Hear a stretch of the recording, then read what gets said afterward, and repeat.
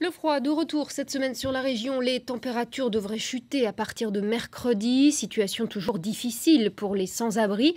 À Conflans-Sainte-Honorine, dans les Yvelines, une soixantaine de démunis peuvent trouver refuge sur une péniche, un lieu tenu par des religieux ouvert 24 heures sur 24. Une sorte d'arche de Noé des temps modernes. Tania Watine avec Stéphane Misny. 7 heures. Sur la péniche baptisée Je Sers, les religieux en sont à leur deuxième prière du matin. Ces frères de la congrégation des Assomptionnistes prennent ensuite leur petit déjeuner avec les SDF et les demandeurs d'asile qu'ils hébergent. Ici, tout le monde est bienvenu, à condition de mettre la main à la pâte. Première étape de la journée, récolter les invendus auprès des grandes surfaces. Aujourd'hui, on a trouvé du poulet, de la dinde, du canard. On va aller à la cuisine et on va voir qu'est-ce qu'on peut faire aujourd'hui. Dans les cuisines aujourd'hui, des Tibétains.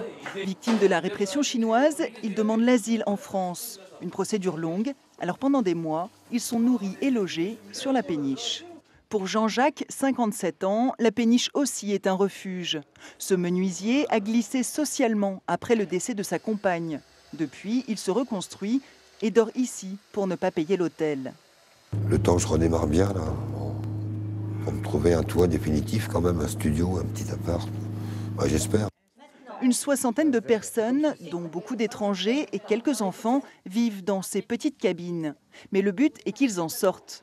Alors religieux et bénévoles donnent des cours d'alphabétisation, font des démarches administratives et leurs portes restent toujours ouvertes. Notre mission est d'accueillir de toute façon, donc on ne refusera jamais. On trouvera toujours une solution. Si jamais on n'a pas de place à table, on fera manger les gens après à la cuisine, ou on donnera un sandwich, ou on trouvera toujours quelque chose. Donner sans condition, c'est ce qu'a fait l'abbé Bélanger dès 1935. À l'origine, sa péniche devait aider les bateliers défavorisés. Aujourd'hui, c'est une arche de Noé.